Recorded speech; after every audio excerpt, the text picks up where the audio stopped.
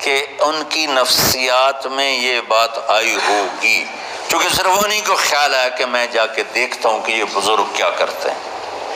تو ان کے پاس پہنچ گئے، چاچا، ذرا وہ ادھیڑ عمر تھے، چاچا وہ میرے ابا تھوڑے ناراض ہیں تو کچھ دن آپ کے پاس گزار لوں کا، بیٹا بسم اللہ آ جاؤ۔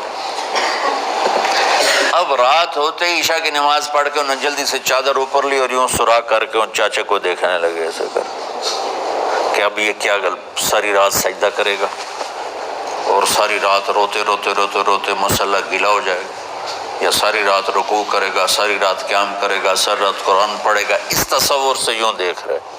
اور وہ بزرگ صحابی تشریف لائے، سرانے پہ سر رکھا، اللہم بسمک اموت و احیا، ہو گئے۔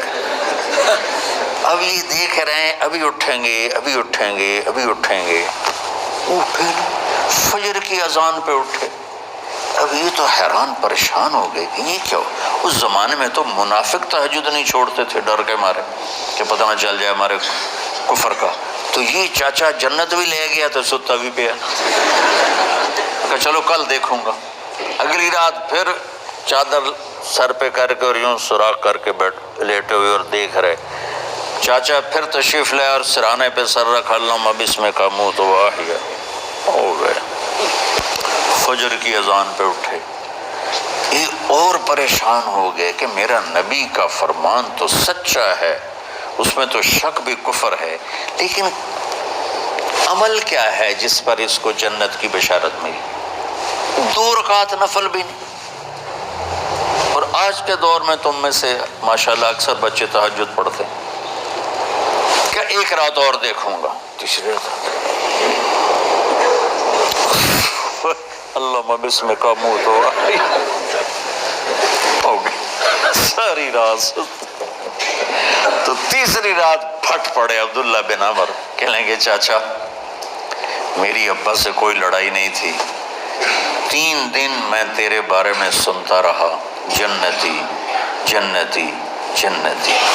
میں دیکھنے آیا تھا کہ آپ کیا کرتے ہیں، آپ تو کچھ بھی نہیں کرتے ہو، ساری رات سوتے رہتے ہو، آپ کیا کرتے ہو؟ میں کہا بیٹا یہی ہے جو تم نے دیکھا ہے۔ اب ان کو سمجھ میں نہیں آ رہا کہ یہ جوڑ کیسے بٹھاؤں، ادھر جنت کی بشارت، ادھر ساری رات خراٹے، اب یہ اس میں جوڑ کیسے بٹھاؤں، کیونکہ نبی کی بات تو غلط ہو نہیں سکتی۔ تو اب وہ نا ایسے نا بڑے بے دل سے ہو کر واپس مڑے، پتہ نہیں کی چکر ہوئے گی کوئی گل۔ جب وہ دروازے تک پہنچے تو کہنے لگے بیٹا ادھر آنا، واپس آ گئے۔ کہا میں تمہیں اصل راز کی بات بتاتا ہوں۔ کہا کیا ہے کیا ہے؟ تو یہاں ہاتھ رکھا، کہا یہ جو دل ہے نا اس میں کسی انسان کی نفرت نہیں ہے۔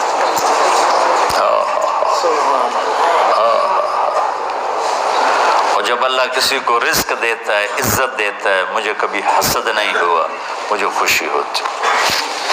تو عبداللہ بن عمر نے کہنا تھا ہاں یہ بات ہے، نہیں، انہوں نے کہا ہاذا ہوا، اچھل کے کہنے لگے ہاذا ہوا، ہاں ہاں ہاں یہی ہے یہی ہے یہی ہے۔